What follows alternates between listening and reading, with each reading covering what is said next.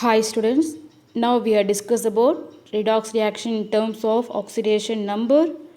Another one is types of redox reaction. So oxidation number base பண்ணி எப்படி redox reaction இருக்கு, அதே போல் அந்த redox reaction எத்தனை டைப்ஸ் இருக்குது இதெல்லாம் நம்ம இங்கே டிஸ்கஸ் பண்ண போகிறோம். போகலாமா டாபிக்குள்ளே? சரி, ஃபஸ்ட்டு பார்த்தீங்க அப்படின்னா ஆக்சிடேஷன் நம்பரை டிபெண்ட் பண்ணி எப்படி ரிடாக்ஸ் ரியாக்ஷன் இருக்குங்கிறத நான் அதுக்கப்புறம் நடத்துகிறேன். இதை சொல்லிவிட்டு நடத்துகிறேன். ஃபஸ்ட்டு நம்ம பார்க்க போகிறது types of redox reaction. Okay, சரி, மொத்தம் இதில் எத்தனை டைப் இருக்குன்னா 5 டைப். என்னென்னா combination reaction, decomposition reaction, displacement reaction. இந்த டிஸ்பிளேஸ்மெண்ட்லேயே பார்த்தீங்க அப்படின்னா metal displacement, non metal displacement reaction அப்படின்னு சொல்கிறோம்.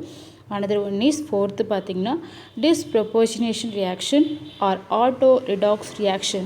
Fifth பார்த்தீங்கன்னா competitive electron transfer reactionன்னு சொல்கிறோம். சரி, இதில் ஒன்று எக்ஸ்பிளைன் பண்ணலாமா? ஃபஸ்ட்டு நம்ம பார்க்க போகிறது காம்பினேஷன் ரியாக்ஷன் அப்படின்னு சொல்கிறோம். இந்த காம்பினேஷன் இப்போது நம்ம கிரிக்கெட்டில் விளையாடும் பொழுது இந்த 2 பேர் கம்பைன் ஆனால் இவங்க காம்பினேஷன் நல்லா இருக்கும்ப்பான்னு சொல்லுவோம் இல்லைங்களா? அப்போது 2 பேர் சேர்றது சொல்கிறீங்க. அப்போது 2 சப்ஸ்டன்ஸ் கம்பைன் ஆகி, ஓகேவா, 2 காம்பவுண்ட் இல்லை 2 சப்ஸ்டன்ஸ் கம்பைன் ஆகி 1 காம்பவுண்டாக உங்களுக்கு கிடைக்கிது இல்லையா?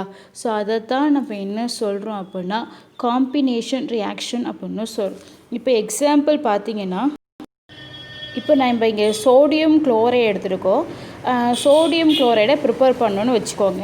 அதுக்கு நம்ம என்ன எடுக்கணும்? சோடியம் தேவை, அனதர் ஒன் இஸ் குளோரின் தேவை. இது ரெண்டும் சேர்ந்தால் தான் நம்மளுக்கு சோடியம் குளோரைடுங்கிறது காம்பவுண்ட் கிடைக்கும். அப்போது இது ஒரு சப்ஸ்டன்ஸ், இது ஒரு சப்ஸ்டன்ஸ் இல்லைங்களா? அப்போ 2 சப்ஸ்டன்ஸ் கம்பைன் ஆகி உங்களுக்கு சிங்கிள் காம்பவுண்டாக கிடைக்கிதில்லம்மா. அதாவது ஏங்கிற எலமெண்ட்டோ இல்லை ஒரு காம்பவுண்டோ, அதே போல் பிங்கிற ஒரு எலமெண்ட்டோ இல்லை ஒரு காம்பவுண்டோ சேர்ந்து ஏபிங்கிற ஒரு காம்பவுண்ட் கிடைக்கல, கம்பைன் ஆகுதில்ல, அதுக்கு பேர் தான் என்ன சொல்கிறீங்க? காம்பினேஷன் ரியாக்ஷன் அப்படின்னு சொல்கிறோம். சரி, இப்போ அடுத்து நம்ம பார்க்க போகிறது டீகம்போசிஷன் ரியாக்ஷன். டீகம்போசிஷன் என்னப்பா? சிதைதல் அப்படின்னு சொல்லுவாங்க இல்லையா?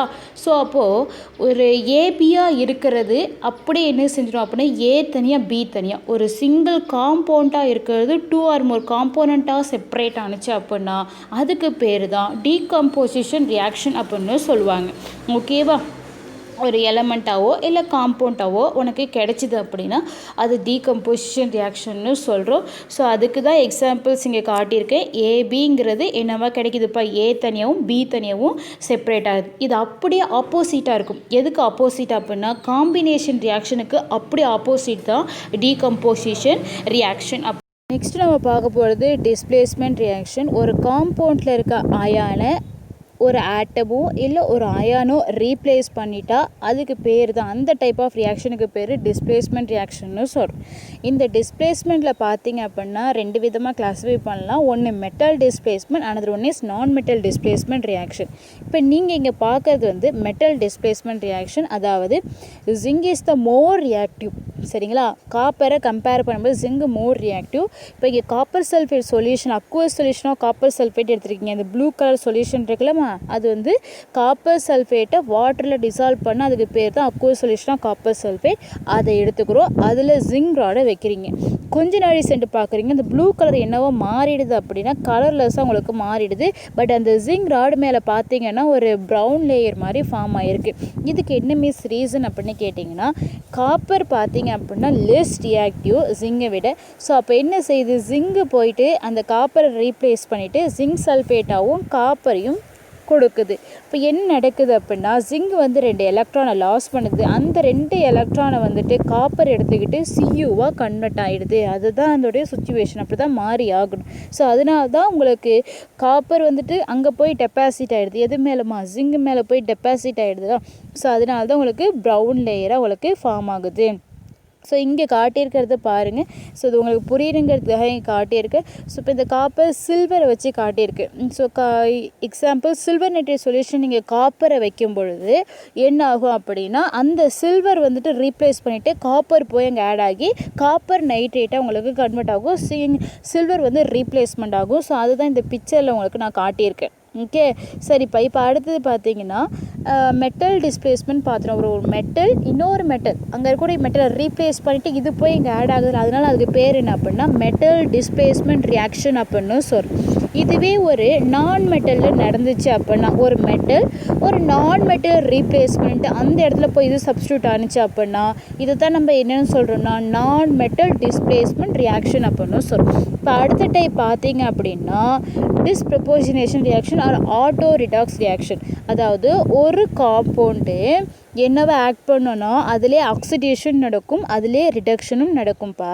அதில் இருக்க ஒரு எலமெண்ட்டுடைய ஆக்சிடேஷன் நம்பர் இன்க்ரீஸும் ஆகும் டிக்ரீஸும் ஆகும். இதுதான் இதோடைய ஸ்பெஷாலிட்டியே. இதுதான் டீகம்போசிஷன் ரியாக்ஷனுக்கும் இதுக்குள்ள டிஃப்ரென்ஸே.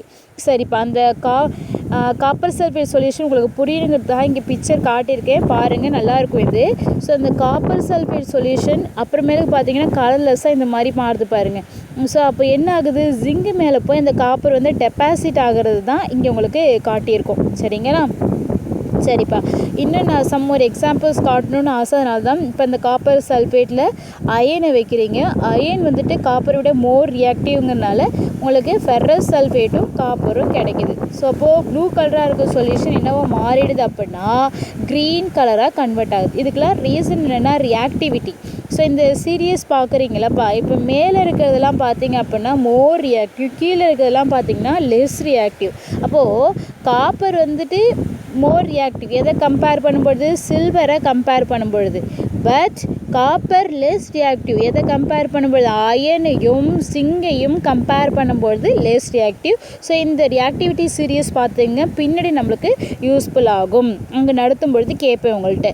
சரி, இப்போ அடுத்து நம்ம பார்க்க போகிறது competitive electron transfer reaction. Competitive அப்படின்னா என்ன, போட்டி போடுறது அப்படின்னு சொல்லுவோம். ஏன் போட்டி போடுவீங்க, ஒரு நிலையான இடத்துக்கு வர்றதுக்காக, ஸ்டெபிலிட்டியாக வர்றதுக்காக தான் போட்டி போடுவோம் எல்லாருமே, இல்லையா? இப்போ நீங்கள் ஃபஸ்ட் ரேங்க் எடுக்கிறீங்கன்னு வச்சுக்கோன்னா, செகண்ட் ரேங்க் எடுக்கிறேன், அப்போ நம்ம 2 பேருக்குள்ள போட்டி இருக்குமா இல்லையா?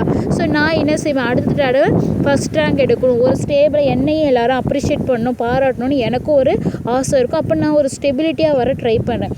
அதே தான் இங்கேயும் நடக்கும். இப்போ உதாரணத்துக்கு முன்னாடி எடுத்துக்கிட்டீங்க இல்லையா, இப்போ இங்கே என்ன எடுத்துக்கிட்டீங்க, காப்பர் சல்ஃபேட் சொல்யூஷனில் ஜிங்கை வைக்கிறீங்க. ஸோ அப்போ ரியாக்ஷன் நடக்குது, ஜிங்கு வந்துட்டு சல்ஃபேட்டோட சேர்ந்து ஜிங்க் சல்ஃபேட்டும் காப்பரும் உங்களுக்கு கொடுக்குது. பட் இந்த ரியாக்ஷன் ஆப்போசிட்டாக நடக்குமான்னு யோசிச்சு பாருங்கள். அதாவது ஜிங்க் சல்ஃபேட் சொல்யூஷனில் காப்பரை வச்சு நடக்குமா அப்படின்னு யோசிச்சு பார்க்குறீங்க, அந்த ரியாக்ஷன் நடக்காது. ஒரு வருஷம் ஆனாலும் சரி, இல்லை பல வருஷம் ஆனாலும் சரி, அந்த மாதிரி ரியாக்ஷன் நடக்காது. என்னென்னா ஜிங்க் சல்ஃபேட்டில் காப்பர் ஆட் பண்ணால் எந்தவித ரியாக்ஷனுமே நடக்காது. காப்பரோட ஜிங்க் ரியாக்ட் பண்ணுறீங்களா, ஜிங்க் சல்ஃபேட் சொல்யூஷனில் காப்பரை ஆட் பண்ணுறோம்லப்பா, அதில் பார்த்தீங்கன்னா இன்னொரு மெயின் ரீசன் என்ன அப்படின்னா, காப்பர் இஸ் த லெஸ் எலக்ட்ரோபாசிட்டிவ். எலக்ட்ரோபாசிட்டிவ் அப்படின்னா எலக்ட்ரானை இழந்து பாசிட்டிவ் சைன் அட்டைன் பண்ணுறது தான் எலக்ட்ரோபாசிட்டிவ்னு சொல்லுவாங்க. ஸோ அப்போது இதுங்களுக்கு இடையில ரியாக்ஷன் பண்ணும்பொழுது காப்பர் வந்து லெஸ் எலக்ட்ரோபாசிட்டிவாக இருக்கிறதுனால சீக்கிரமாக அதால் எலக்ட்ரான் அவ்வளோவா இழக்க முடியாது. ஸோ அதனால் கூட இதுங்க ரியாக்ஷனில் இன்வால்வ் ஆகிறது இல்லை. ஹாய் ஸ்டூடெண்ட்ஸ், நெக்ஸ்ட்டு நம்ம டிஸ்கஸ் பண்ண போகிறது redox reaction in terms of oxidation number. Oxidation நம்பரை பேஸ் பண்ணி எப்படி ரிடாக்ஸ் ரியாக்ஷன் இருக்குன்னு நம்ம பார்க்க போகிறோம். சரிங்களா?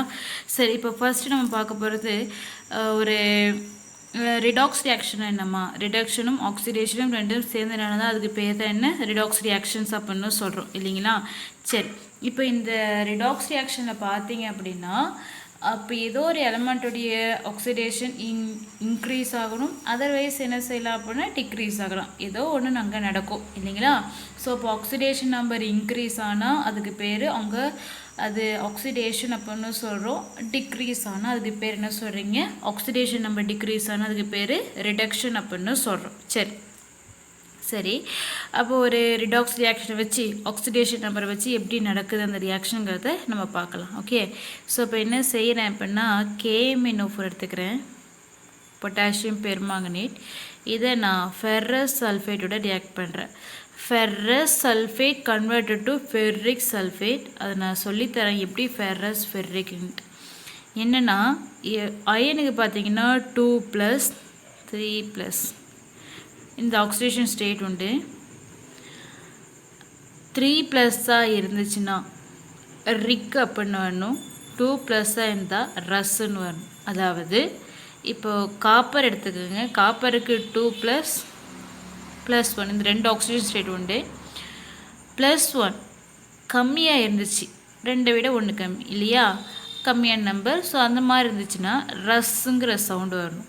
அதிகமாக இருந்துச்சுன்னா ரிக்குங்கிற சவுண்டு வரணும். குப்ரிக், குப்ரஸ் அந்த மாதிரி வரணும். புரியுதா என்ன சொல்கிறேன்ட்டு?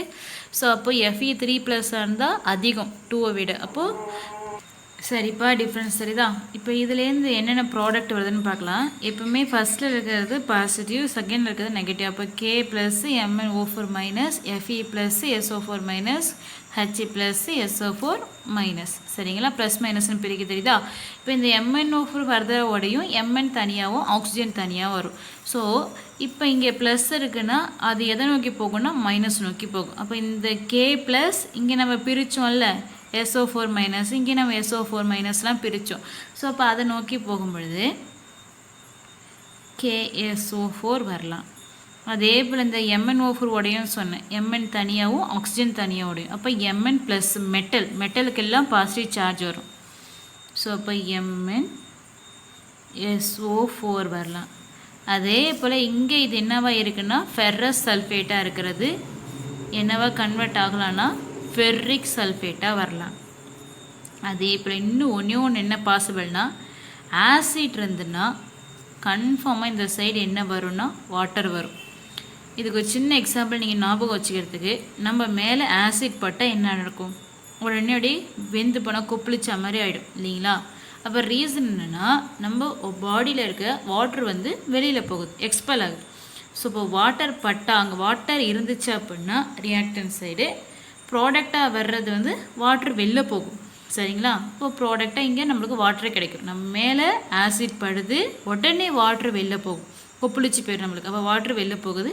ஸோ அதை ஞாபகம் வச்சுக்கோங்க. அப்போ ஆசிட் எடுத்தால் ப்ராடக்டாக என்ன வரும்ப்பா, வாட்டர் வரும். இது ட்ரிக்கு. இந்த சைடு ரியாக்டரில் ஆசிட் இருந்தால் ப்ராடக்டில் வாட்டர் வரும், அதை ஞாபகம் வச்சுக்கோங்க. சரி, இப்போ ஈக்குவேஷனை சிம்பிளாக பேலன்ஸ் பண்ண முடியுதான்னு பாருங்கள். இப்போ இங்கே SO4 இருக்கா, இதோடைய பேலன்ஸு பார்த்தீங்கன்னா இப்போ இதுக்கு வந்து 2- ஆக்சிடேஷன் நம்பர் SO4க்கு 2-, இதோட 2 பேர் சேரணும். SO4ஓட ஆக்சிடேஷன் நம்பர் 2-.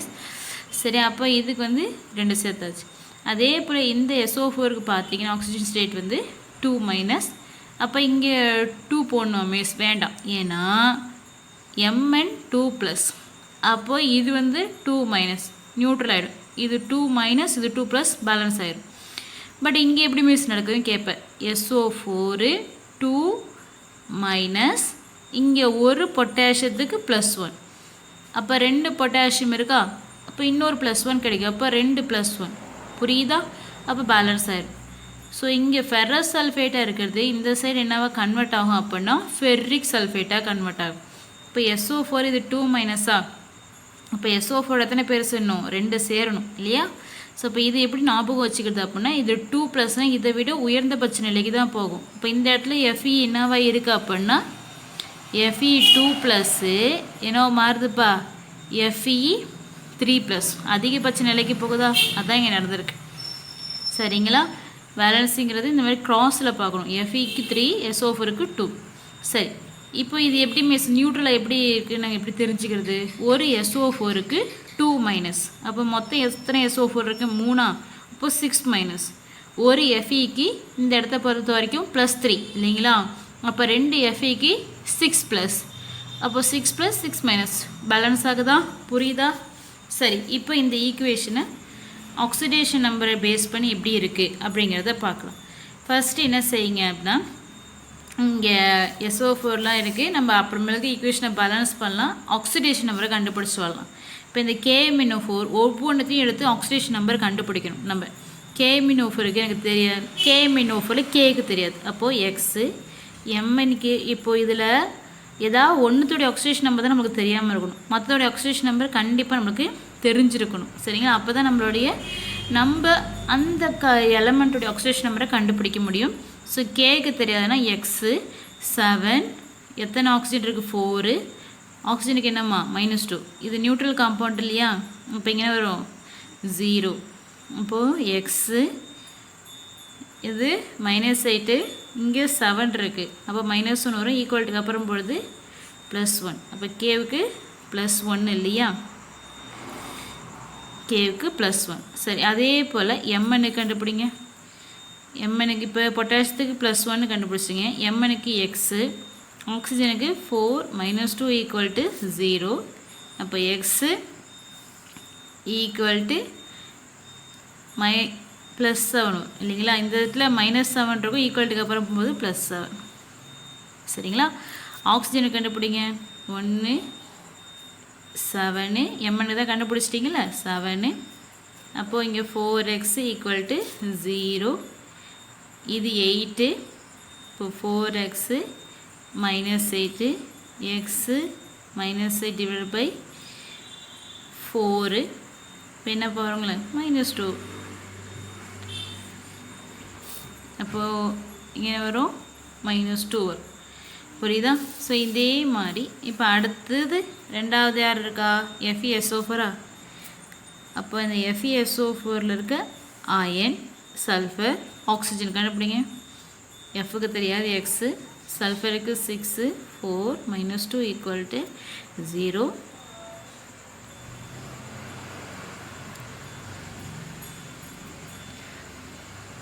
புரியுதா? Feக்கு 2+ஆ? சரி, இது வந்து நீங்கள் 2x 4 -2 = 0. ஸோ அப்போது எக்ஸு மைனஸ் பண்ணால் -6 வருமா? ஈக்குவல்ட்டுக்கு அப்புறம் போனால் +6. சரி, இப்போ அடுத்தது ட்ரை பண்ணுங்கள். ஆக்சிஜனுக்கு 2 + 6 + 4x = 0. ஸோ அப்போது இது 8 மாறிடும். இப்போ ஈக்குவல்ட்டுக்கு அப்புறம் போனால் -8 வருதா? அப்போ ஆக்சிஜனுக்கு இங்கே என்னம்மா இருக்குது? -2. ஸோ இந்த மாதிரி எல்லாத்துக்குமே இதில் போட்டு பாருங்க. சரிங்களா? போட்டு பார்க்கும் பொழுது இந்த கேக்கு வந்து +1, எம்எனுக்கு பார்த்தீங்கன்னா +7, ஆக்சிஜனுக்கு -2, எஃப்இக்கு +2, சல்ஃபருக்கு +6, ஆக்சிஜனுக்கு -2, இதில் +1, சல்ஃபருக்கு +6, ஆக்சிஜனுக்கு -2. அதே போல் பொட்டாசியத்துக்கு +1, சல்ஃபருக்கு தனித்தனியாக போடுங்க. முன்னாடி உங்களுக்கு அது பண்ணி காட்டினேன். +2, SO4க்கு -2 வருது. சாரி, +2 இல்லை, -2 SO4க்கு. இப்போ நீங்கள் தனித்தனியாக போடுறது நல்லது. இங்கே சல்ஃபருக்கு +6, ஆக்சிஜனுக்கு -2. அதே போல் ஒவ்வொன்றுத்துக்கும் எல்லாத்துக்குமே போடுறது நல்லது. சரிங்களா? சல்ஃபருக்கு +6, ஆக்சிஜனுக்கு -2. எஃப்இக்கு பாருங்கள் +3. அடுத்தது சல்ஃபருக்கு இதில் போடுங்க, தனித்தனியாக போடுங்க. போடும் பொழுது இதுக்கு இங்கே +6, ஆக்சிஜனுக்கு -2 வரும். +7லேருந்து +2க்கு போயிருக்கு. அப்படின்னா 5 ரூபா உனக்கு நான் கொடுத்துருக்கேன் இல்லைங்களா? 7 ரூபா கொடுக்கணும். இப்போ 2 ரூபா கொடுத்தா போதும். அப்போ எவ்வளோ கொடுத்துட்டேன்னு அர்த்தம்? உங்களுக்கு 5 ரூபா கொடுத்துட்டேன்னு அர்த்தம் இல்லைங்களா? ஸோ அதுதான் இங்கே நடந்திருக்கு. அப்போ இந்த எம்என் 5 எலக்ட்ரானை வாங்கினதுனால இப்போ எந்த சுச்சுவேஷனில் இருக்குது? இன்னும் 2 ரூபாய்க்கு தேவைப்படுது. எப்போவுமே +னால் டிஃபிஷியண்ட்டாக இருக்குன்னு அர்த்தம், -னால் எக்ஸஸாக இருக்குன்னு அர்த்தம். இப்போ இது +2லேருந்து +3 போகுது. அப்படின்னா இது ஒரு எலக்ட்ரானை லாஸ் பண்ணியிருக்கு இல்லையாம்மா? இப்போ இது இழக்குது, இது வாங்குது. ஸோ அப்படி நடந்தால் தான் அதுக்கு பேர் என்ன சொல்கிறோம்? ரிடாக்ஸ் ரியாக்ஷன் அப்படின்னு சொல்கிறோம். சரிப்பா, இப்போது ஒரு எம்எனுக்கு 5 எலக்ட்ரான் தேவைப்படுது. இங்கே ஒரு எஃப்இ வச்சுருக்கீங்க இல்லைங்களா? ஸோ இப்போது இது ஒரு எலக்ட்ரான் தேவை, ஆனால் உங்களுக்கு 5 தேவை. அதே போல் இங்கே பொட்டாசியத்தை பாருங்கள், K2 இருக்குது. ஸோ அப்போது முன்னாடி என்ன செய்வீங்க? இங்கே 2 போடுவீங்களா? அப்போ 2 பொட்டாசியம் 2 மேங்கனீஸ் வருது. இப்போ இதுக்கு முன்னாடி நீங்கள் மேங்கனீஸ்க்கு முன்னாடி வேணால் 2 போட்டுக்கோங்க. சரி, அப்போ ஒரு மேங்கனீஸ் 5 எலக்ட்ரானை எடுத்துக்குதுன்னா இப்போ 2 மேங்கனீஸ் இருந்தால் எத்தனை எலக்ட்ரான் எடுத்துப்பாங்க? 10 எலக்ட்ரான் எடுத்துப்பாங்க. ஸோ அதனால் என்ன செய்கிறீங்க? 10 அயனை எடுத்துக்கிறீங்க, Fe2+. ஓகே, அப்போ அது என்ன செய்யும் அப்படின்னா உங்களுக்கு 10 எலக்ட்ரானை கொடுக்கும். ஸோ அதனால் என்ன செய்கிறீங்க? 10 Fe எடுத்துக்கிறீங்க. ஸோ அப்போது ஒரு 5 எலக்ட்ரானை ஒரு எம்என் எடுத்துக்கும், இன்னொரு 5 எலக்ட்ரானை இன்னொரு எம்என் எடுத்துக்கும். ஓகே, அப்போது இங்கே என்னவா ஆக்ட் பண்ணியிருக்கு அப்படின்னா Mn2+, இங்கே 3+ஆக மாறி இருக்கு. அப்படின்னா அங்கே பார்த்தீங்க அப்படின்னா ரிடக்ஷன் நடந்திருக்கு. Fe2+ இருக்குல்ல, இது என்னவா மாறி இருக்குமா? உங்களுக்கு 3+ அது கன்வெர்ட் ஆகிருக்குன்னா அங்கே ஆக்சிடேஷன் நடந்திருக்கு. அப்போ KMnO4 ஆக்சிடைசிங் ஏஜென்ட்டாக ஆக்ட் பண்ணியிருக்கு. ஃபெரஸ் சல்ஃபேட் என்ன ஆக்ட் ஆகிருக்கு அப்படின்னா ரெடியூசிங் ஏஜென்ட்டாக உங்களுக்கு ஆக்ட் பண்ணியிருக்கு. ஸோ இதில் பார்த்தீங்கன்னா MnO4 வந்துட்டு எலக்ட்ரானை வந்து வாங்கியிருக்கு இல்லைங்களா, Fe வந்து எலக்ட்ரானை வந்து இழந்திருக்கு. ஸோ அப்போ அந்த ஆக்சிடைசிங் ஏஜென்ட் இருக்கு இல்லையா, KMnO4 ஆக்சிடைசிங் ஏஜென்ட்டை ஆக்ட் ஹைட்ரஜனுக்கு +1 ஆக்சிஜனுக்கு -2. ஓகே சரி, இப்போ இதில் எதெல்லாம் மாறுதுன்னு பாருங்களேன். இங்கே K+1 தான், இங்கேயும் பொட்டாசியத்துக்கு +1 தான். அப்ளை பண்ணி போட்டு பாருங்கள், +1 தான் வரும். மேங்கனீஸ் மாறுதா, அப்போ Mn +7 இருக்குது, இங்கே என்ன வந்திருக்கு Mn +2. வேறு என்ன மாதிரி இருக்குது, ஆக்சிஜன் -2, இந்த சைடு -2 தான். Fe மாறுது இல்லைங்களா, Fe 2+லேருந்து என்ன மாறுது, Fe 3+ஆக மாறுது. சல்ஃபர் அதே தான் இருக்குது, ஹைட்ரஜன் தான் இருக்குது, ஆக்சிஜன் எல்லாமே தான் இருக்குது. இது மட்டும் தான் மாறுது, சேஞ்ச் ஆகிறத மட்டும் எடுத்துக்கோங்க. அப்போது +7லேருந்து +2, அப்போ ஆக்சிடேஷன் நம்பர் இங்கே டிக்ரீஸ் ஆகுது. இது வந்து ஆக்சிடேஷன் நம்பர் இன்க்ரீஸ் ஆகுது. இன்க்ரீஸ் ஆனால் அங்கே என்ன நடந்திருக்குன்னு அர்த்தம், ஆக்சிடேஷன் நடந்திருக்கு அர்த்தமா. டிக்ரீஸ் ஆனால் அங்கே என்ன நடந்திருக்குன்னு அர்த்தம், ரிடக்ஷன் நடந்திருக்குன்னு அர்த்தம் இல்லைங்களா.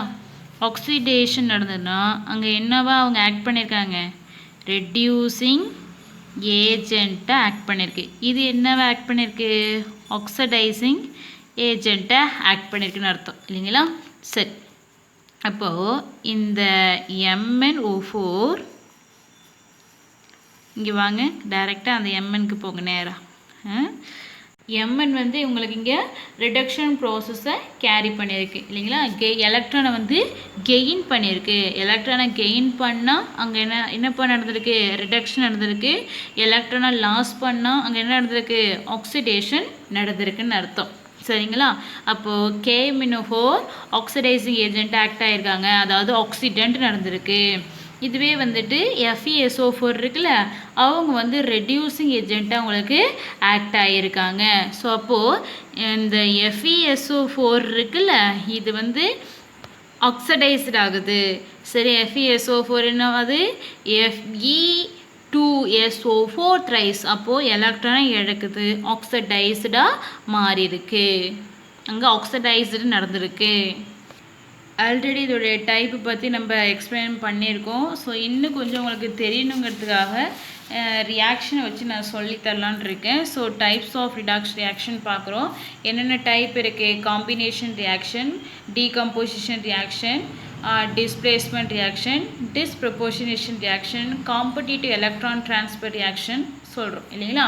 சில ஃபஸ்ட் நம்ம பார்க்க போகிறது காம்பினேஷன் ரியாக்ஷன். காம்பினேஷன் என்ன, கம்பைன் ஆகிறது. சரி, இவங்க கிரிக்கெட் விளாடும்போதே பார்த்துருப்பீங்க, இந்த 2 பேர் வந்தால் நல்லா இந்த காம்பினேஷன் நல்லாயிருக்கும் அப்படின்னு சொல்லுவோம். ஸோ அதே மாதிரி தான் அப்போது காம்பினேஷன் அப்படின்னா 2 அப்படின்னு சொல்கிறீங்களே, நிறைய சேர்றது. ஸோ அதே தான் இங்கேயும் நடக்க போகுது. ஸோ அப்போது காம்பினேஷன் அப்படின்னா 2 சப்ஸ்டன்ஸ் கம்பைன் ஆகி ஒரு சிங்கிள் காம்பவுண்டாக கிடைக்கிறதுக்கு பேர் தான் நம்ம என்ன சொல்கிறோன்னா காம்பினேஷன் ரியாக்ஷன் அப்படின்னு சொல்கிறோம்.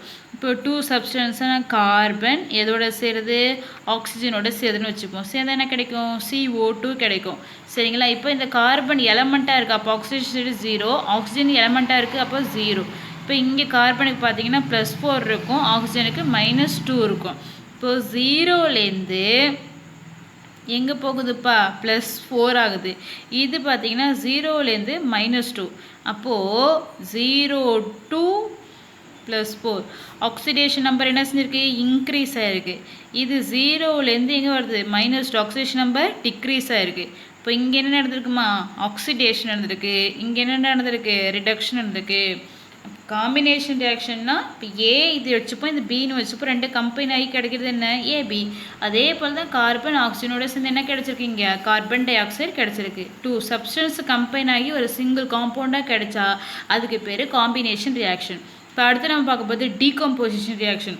ஒரு சிங்கிள் காம்பவுண்டு பிரேக்கப் ஆகி, ஒரு காம்பவுண்ட் இருக்குன்னா அந்த காம்பவுண்டு பிரேக்கப் ஆகி 2 or more காம்போனண்ட்டாக உங்களுக்கு கிடச்சிச்சு அப்படின்னா அதுக்கு பேர் டீகம்போசிஷன் ரியாக்ஷன் சொல்கிறாங்க. அப்படியே ஆப்போசிட்டு காம்பினேஷன் ரியாக்ஷனுக்கு சரியா. சரி, இப்போது இதில் பார்த்தீங்கன்னா பொட்டாசியம் குளோரேட் எடுத்துக்கிறீங்க, இதை நான் ஹீட் பண்ணுறேன் டெல். சரி, இந்த மாதிரி சிம்பிள் போட்டால் ஹீட் பண்ணுறோன்னு அர்த்தம். ஹீட் பண்ணும்பொழுது KCl ப்ளஸ்ஸு ஆக்சிஜன் உங்களுக்கு கிடைக்குது. இப்போ இந்த ஈக்குவேஷனை பேலன்ஸ் பண்ணுங்க. 3 ஆக்சிஜன் இருக்குது, இங்கே 2 இருக்குது. இங்கே நம்ம 3 போட்டோன்னா ஓசோனாக மாறிடும். ஸோ அப்படி போட முடியாது. 2 போட்டோம் அப்படின்னா 2 × 2 4 தான் மாறும். இங்கே 3 இருக்குது. ஸோ அப்போ என்ன செய்கிறேன், இங்கே 3 போட்டு பார்க்குறேன். இப்போ இங்கே 6 இருக்கிறதுனால இங்கே 2 போடுங்க.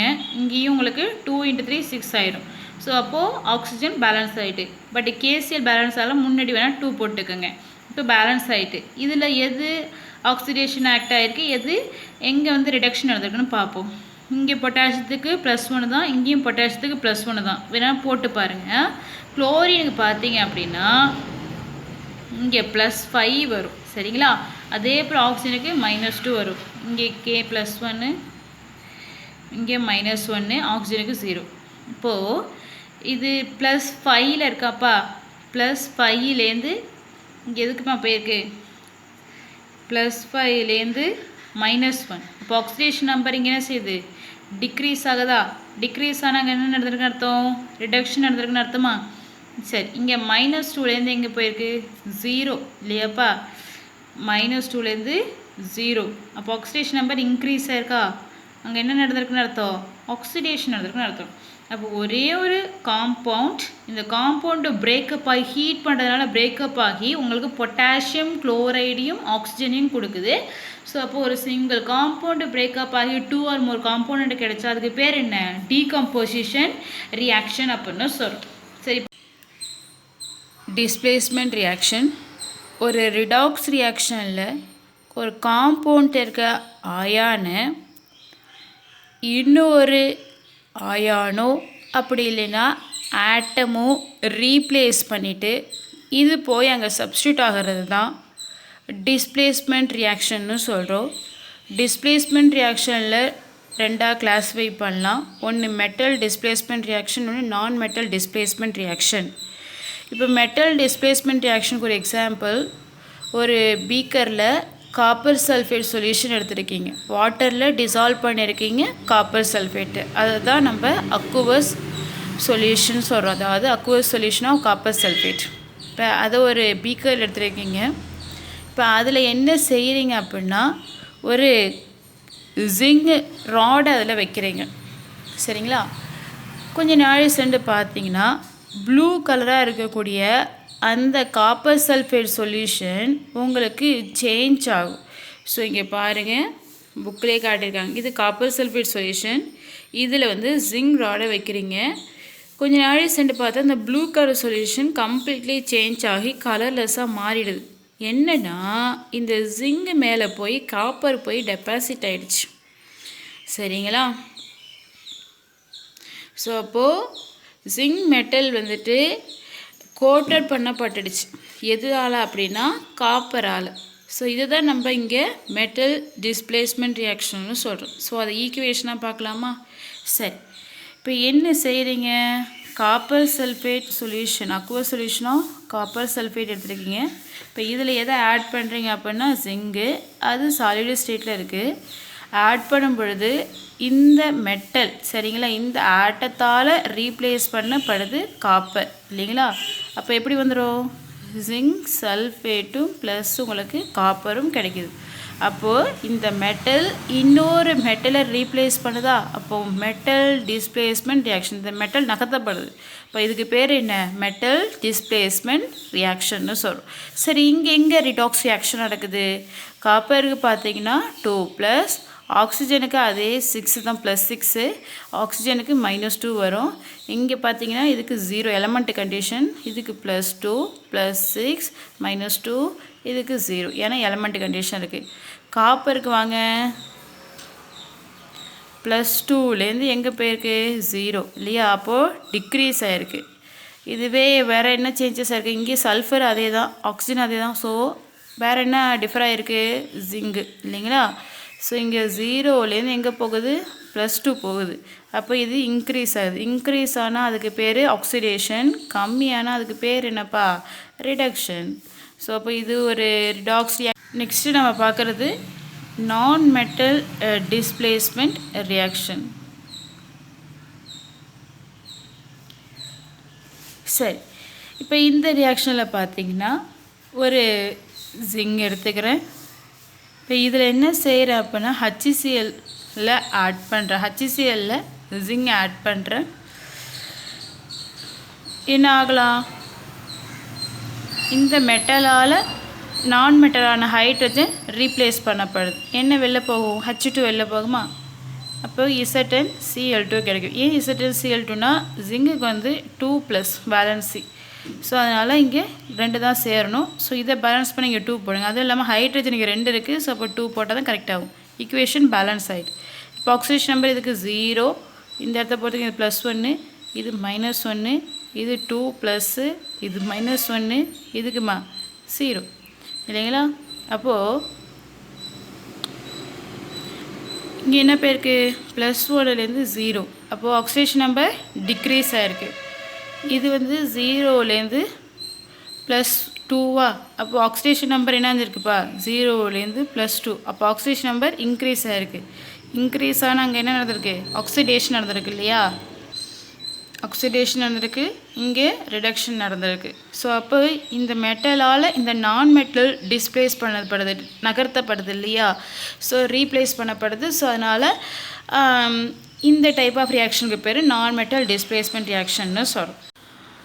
நெக்ஸ்ட் பார்க்க போகிறது disproportionation reaction or auto redox reaction. இப்போது ஹைட்ரஜன் பெராக்சைடு எடுத்துக்கிறீங்க, H2O2. இப்போ இது எடுத்து நம்ம உடைக்கும்பொழுது நம்மளுக்கு என்ன கிடைக்குதுன்னா H2Oவும் O2வும் கிடைக்குது. இது என்ன ஆட்டோ ரிடாக்ஸ் ரியாக்ஷன், இது டீகம்போசிஷன் ரியாக்ஷன் மாதிரி இருக்குது அப்படின்னு சொல்லுவீங்க. இல்லை, என்ன அதுக்கு இதுக்கும் உள்ள வேரியேஷன் அப்படின்னா, காம்பவுண்டில் உடஞ்சி உனக்கு 2 காம்பவுண்ட் கிடைக்குது, ஓகே. பட் இந்த காம்பவுண்ட்லேயே ஆக்சிடேஷன் நடக்கும், ரிடக்ஷன் நடக்கும், அதுவும் ஓகே. ஆனால் இங்கே என்ன வேரியேஷன் அப்படின்னா, ஒரே எலமெண்ட்டுக்கு ஆக்சிடேஷன் நம்பர் இன்க்ரீஸும் ஆகும், டிக்ரீஸும் ஆகும். இதுதான் இதோடைய ஸ்பெஷாலிட்டி, சரியா. ஸோ அதனால தான் இது ஆட்டோ ரிடாக்ஸ் ரியாக்ஷன் அப்படின்னு சொல்கிறோம். பட் டீகம்போசிஷனை பார்த்தீங்க அப்படின்னா பொட்டாசியம் குளோரைட் எடுத்துக்கிட்டேன். அப்போ அந்த குளோரின் ஆக்சிஜன் 2 எலமெண்ட்டோடைய ஆக்சிடேஷன் நம்பர் இன்க்ரீஸ் ஆனிச்சு, ஒன்றுக்கு வந்து டிக்ரீஸ் ஆனிச்சு, இந்த மாதிரி மாறினது. பட் இங்கே ஒரே எலமெண்ட்டுக்கு ஆக்சிடேஷன் நம்பர் இன்க்ரீஸும் ஆகும், டிக்ரீஸும் ஆகும். ஸோ அதனால தான் இதுக்கு பேர் ஆட்டோ ரிடாக்ஸ் ரியாக்ஷன். இதுக்கு பேர் ஹைட்ரஜன் பெராக்சைடு டீகம்போஸ் ஆனால் வாட்டரும் ஆக்சிஜனும் கிடைக்குது. ஸோ ஈக்குவேஷனை பேலன்ஸ் பண்ணுங்கள். இங்கே 2 ஆக்சிஜன் இருக்குது, இங்கே 3 இருக்குது. ஸோ இப்போ இங்கே 2 போட்டுக்கோங்க. இங்கே 2 போட்டிங்க அப்படின்னா கரெக்டாக உங்களுக்கு வந்துடும். ஸோ இப்போ இந்த இடத்த பொறுத்த வரைக்கும் +1 ஆக்சிடேஷன் ஸ்டேட்டு எல்லாத்தையும் போட்டு பார்த்துட்டு அப்புறம் போடுங்க. நான் போட்டது எனக்கு தெரியுங்கிறனால எனக்கு போடுறேன் கிடைக்குன்னு. இந்த இடத்த பொறுத்த வரைக்கும் -1ல் இருக்கும், இது +1. ஆக்சிஜனுக்கு வந்து -2, எலமெண்ட்டில் கண்டிஷன் இருக்கும் பொழுது 0 இல்லைங்களா ஆக்சிடேஷன் ஸ்டேட்டு. சரிப்பா, இப்போ ஹைட்ரஜனுக்கு வந்து சேஞ்ச் ஆகலை. ஸோ அதை நம்ம கன்சிடர் பண்ண வேண்டாம். பட் அது சேஞ்ச் ஆகாது என்ன, ஆக்சிஜனுக்கு இங்கே -1, இங்கே வந்து பார்த்தீங்கன்னா -2, இங்கே 0. அப்போ ஒரே எலமெண்ட்டுக்கு ஆக்சிடேஷன் நம்பரை பாருங்கள். இந்த இடத்த பொறுத்த வரைக்கும் -2 இருக்குது, இங்கே 0 வந்துருக்கா. ஸோ அப்போ இன்க்ரீஸும் நடக்குது, டிக்ரீஸும் நடக்குது. எப்படி, இந்த இடத்துல -1லேருந்து எங்கேம்மா போகுது, -2க்கு போகுது இல்லைங்களா. -1லேருந்து -2க்கு போகுது. ஸோ அப்போது என்ன ஆகிருக்குப்பா, டிக்ரீஸ் ஆகிருக்கு. அங்கே என்ன நடந்திருக்குன்னு அர்த்தம், ரிடக்ஷன் நடந்திருக்குன்னு அர்த்தமா. சரி, இப்போ அடுத்தது பாருங்கள், -2லேருந்து எங்கே போகுது, 0க்கு போகுதா, இங்கே மேலே பாருங்கள். சரி, அப்போ இன்க்ரீஸ் ஆகுதா, அப்போ அங்கே என்ன நடந்திருக்கு, ஆக்சிடேஷன் நடந்திருக்கு. புரிஞ்சிச்சாப்பா. சரி, இன்னொரு ரியாக்ஷன் பார்க்கலாமா. இன்னொரு ரியாக்ஷன், Cl2ஓட பொட்டாசியம் ஹைட்ராக்சைடு ரியாக்ட் பண்ணுங்கள். உங்களுக்கு என்னென்ன வரதுக்கு பாசிபிலிட்டினா potassium chloride, potassium perchlorate, another one is water வரதுக்கு பாசிபிலிட்டி உண்டு, H2O வரதுக்கு. ஸோ இப்போ ஈக்குவேஷனை பேலன்ஸ் பண்ணுங்கள். இங்கே பார்த்தீங்கன்னா ஆக்சிஜன் வந்துட்டு 3, 4 இருக்குது, இங்கே 1 தான் இருக்குது. ஸோ அப்போ இங்கே வேணால் நீங்கள் 4 போட்டு ட்ரை பண்ணுங்கள். 4 போட்டால் பொட்டாசியம் வந்து இங்கே 4 இருக்கும், பட் இங்கே 2 தான் இருக்கும். ஸோ அதனால் என்ன செய்யணும் அப்படின்னா இங்கே 6 போடுறீங்க. சரியாப்பா. அடுத்து ஒன்று போட்டு பார்க்கணும். இந்த ஈக்குவேஷன் பேலன்ஸிங்கெல்லாம் அடுத்த வீடியோவில் உங்களுக்கு சொல்லி தருவாங்க எப்படி நான் போடுறேன் அப்படின்ட்டு. சரி, இப்போ அடுத்தது பார்த்தீங்க அப்படின்னா இங்கே பொட்டாசியம் வந்து 6 இருக்குது, இங்கே 2 தான் இருக்குது இல்லையா. ஸோ இப்போது இங்கே வேணால் 5 போட்டுப்போம். இப்போ குளோரின் மொத்தம் எத்தனை வருது அப்படின்னா 6. இப்போ இங்கே 3 போட்டிங்கன்னா 6 ஆயிரும். அடுத்தது ஆக்சிஜன் பாருங்கள் 3, இங்கே 1 4 இருக்குது. ஹைட்ரஜன் மொத்தம் 6 இருக்குது. ஸோ இப்போ இங்கே 3 போட்டிங்கன்னா இங்கேயும் 6 வந்துடும். ஆக்சிஜனும் 6 வந்துடும், ஹைட்ரஜனும் 6 வந்துடும். சரி, இப்போ இதில் எலமெண்டல் கண்டிஷன் 0, இதுக்கு +1, ஆக்சிஜனுக்கு -2, ஹைட்ரஜனுக்கு +1, பொட்டாசியத்துக்கு +1, இதுக்கு -1, +1, இது +5, -2, +1, 0. ஸோ டிஃபர் ஆகுதுன்னு எடுத்துக்கோங்க. குளோரின் இல்லையா, இந்த இடத்த பொறுத்த வரைக்கும் இன்னொன்று எப்படி வருதுப்பா, வேறு ஏதாவது மாறுதான்னு பாருங்கள். பொட்டாசியம்லாம் எல்லாம் +1 தான், ஆக்சிஜன் -2 தான், ஹைட்ரஜன் +1 தான். சரி, மாறுறது மட்டும் எடுங்க. 0லேருந்து எங்கே போகுதுமா, 0லேருந்து +5. அப்போ ஆக்சிடேஷன் நம்பர் இன்க்ரீஸ் ஆகிருக்கு. இன்னொரு இடத்துல பாருங்கள், 0லேருந்து -1 டிக்ரீஸ் ஆகுது. இப்போ இன்க்ரீஸ் ஆனால் அதுக்கு பேர் என்ன, ஆக்சிடேஷன். கம்மியானால் அதுக்கு பேர் என்னப்பா, ரிடக்ஷன். புரிஞ்சிச்சா? அப்போ ஒரே எலமெண்ட்டில் ஆக்சிடேஷன் நம்பர் இன்க்ரீஸும் ஆகுது, அனதர் ஒன் இஸ் டிக்ரீஸும் ஆகுது. ஸோ இதை தான் நம்ம ஆட்டோ ரிடாக்ஸ் ரியாக்ஷன் அப்படின்னு சொல்கிறோம். சரி, இப்போ அடுத்தது நம்ம பார்க்க போகிறது காம்படிட்டிவ் எலக்ட்ரான் ட்ரான்ஸ்ஃபர் ரியாக்ஷன். சரிங்களா? சரி, இப்போ இங்கே என்ன நடக்கும் அப்படின்னா, காம்படிட்டிவ் என்ன, போட்டியிடுறது இல்லையா? ஸோ அப்போது இங்கே என்ன செய்கிறீங்கன்னா, யூஸ்வலாக நம்ம எடுத்துகிட்டோம் அந்த காப்பர் சல்ஃபேட் சொல்யூஷன், அதுக்கு பதிலாக ஜிங்க் சல்ஃபேட் சொல்யூஷன் எடுத்துக்கிறீங்க. அதில் என்ன செய்கிறீங்க, காப்பரை வந்துட்டு வைக்கிறீங்க. கொஞ்சம் நாள் சென்று பார்க்குறீங்க, ஆனால் ரியாக்ஷன் நடந்திருக்காது. அப்போ அங்கே என்ன நடந்திருக்குன்னு பார்த்தீங்க அப்படின்னா, ஜிங்கு பார்த்தீங்கன்னா காப்பரை விட மோர் ரியாக்டிவ். சரிங்களா? காப்பர் சல்ஃபேட் சொல்யூஷனில் ஜிங்கை வச்சிங்கன்னா ஜிங்க் வந்து ஈஸியாக எலக்ட்ரானை லாஸ் பண்ணும், காப்பர் வந்து அதை அக்செப்ட் பண்ணிக்கும். பட் ஜிங்க் சல்ஃபேட் சொல்யூஷனில் நீங்கள் காப்பரை வைக்கும் பொழுது zinc is the more reactive. சரிங்களா? அவன் என்ன செஞ்சுக்க மாட்டான், தன்னுடைய இடத்த விட்டு கொடுக்க மாட்டான். அப்போது காப்பர் ஜிங்கை விட லெஸ் ரியாக்டிவாக இருக்குது. சரிங்களா? ஸோ அப்போ அந்த மாதிரி ரியாக்ஷன் அங்கே நடக்காது. எதுக்கு எல்லாம் பார்க்குறீங்க, ஜிங்கு, காப்பர், ஆனால் ஒன்று இங்கே சில்வர் எடுத்துக்கிறேன். இதே ரியாக்ஷனை அதே காப்பரை எடுத்துக்கிறேன், பட் எதில் யூஸ் பண்ணுறேன் அப்படின்னா சில்வர் நைட்ரேட்டில் aqueous solution of silver nitrate எடுத்துக்கிட்டு இதில் வந்து நான் காப்பரை வைக்கிறேன். சரிங்களா? ஸோ வைக்கும்பொழுது என்ன ஆகுன்னா, ஸோ இதில் பாருங்கள், இது வந்து இந்த பீக்கர், இது aqueous solution of silver nitrate இருக்குது, இதில் நான் காப்பரை இங்கே வைக்கிறேன். சரிங்களா? கொஞ்ச நாள் சென்று பார்த்தோன்னா கலர் வந்து சேஞ்சஸ் ஆகுது. காரணம், காப்பர் வந்து ரியாக்ட் பண்ண ஆரம்பிச்சிடுச்சு, அதனால தான் இங்கே ப்ளூ கலராக கன்வெர்ட் ஆகுது. சரிங்களா? ஸோ அப்போ அதை ரியாக்ஷனை பார்க்கலாம். இப்போ இங்கே என்ன நடக்குது அப்படின்னா, சில்வர் நைட்ரேட்டில் அக்வஸ் சொல்யூஷன் ஆஃப் சில்வர் நைட்ரேட்டில் சாலிடான காப்பரை வைக்கும் பொழுது உங்களுக்கு காப்பர் நைட்ரேட்டாக அது கன்வெர்ட் ஆகும். காப்பர் நைட்ரேட், காப்பருக்கு வந்து 2+ ஆக்சிஜன் ரேட்டு, அதனால தான் இங்கே 2 போடுறேன். அடுத்து வேறு என்ன கிடைக்குன்னா சில்வர் கிடைக்கும். ஓகே, இப்போ ஈக்குவேஷனை பேலன்ஸ் பண்ணுங்கள். இங்கே 2 போட்டுக்கோங்க, ஏன்னா இங்கே 2 NO3 இருக்கனால இப்போ இங்கேயும் 2 வரும். இப்போ பேலன்ஸ் ஆகிட்ட ஈக்குவேஷன். சரி, இப்போ எல்லாம் ஆக்சிடேஷன் நம்பர் கண்டுபிடிங்க. 0, இங்கே பொறுத்த வரைக்கும் இதுக்கு +2. நீங்கள் தனித்தனியாக எல்லாத்தையும் கண்டுபிடிக்கலாம், வேரி ஆகிறது மட்டும் நான் எடுத்துக்கிறேன். அதே போல் இங்கே சில்வருக்கு பார்த்தீங்க அப்படின்னா +1 இருக்கும். இந்த இடத்த பொறுத்த வரைக்கும் உங்களுக்கு 0. அப்போது +1லேருந்து 0க்கு போயிருக்கு, இது வந்து 0லேருந்து +2க்கு வந்திருக்கு. நீங்கள் எல்லாத்துக்குமே கண்டுபிடிக்கணும், நைட்ரஜன், ஆக்சிஜன் எல்லாத்தையும் கண்டுபிடிங்க. அதெல்லாம் வேரி ஆகாது, வேரி ஆகிறத மட்டும்தான் நான் எடுத்திருக்கேன். திரும்ப திரும்ப சொல்கிறேன், அது நல்லா புரிஞ்சுக்கோங்க.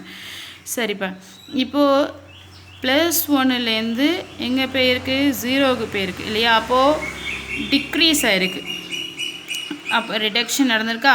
அடுத்தது பாருங்கள், காப்பருக்கு 0லேருந்து +2க்கு போயிருக்கு, இப்போது இன்க்ரீஸ் ஆகிருக்கு, ஆக்சிடேஷன் நடந்திருக்கு.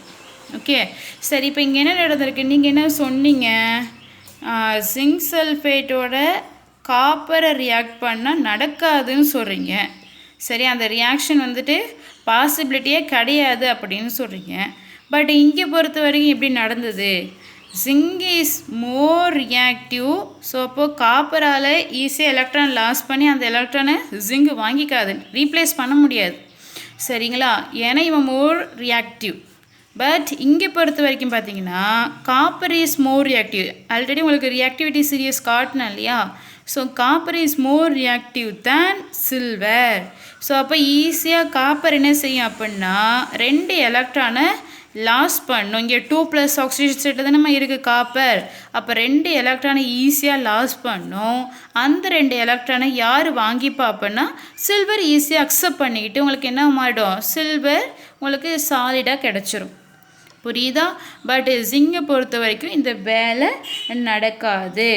காப்பர் இப்போ இது ரியாக்ட் பண்ணும்பொழுது காப்பர் வந்து ரிலீஸ் பண்ணும், ஈஸியாக வந்து எலக்ட்ரான் ரிலீஸ் பண்ணக்கூடிய டெண்டன்சி உண்டு. அதை சில்வர் வந்து அக்செப்ட் பண்ணிக்கூடிய டெண்டன்சி உண்டு.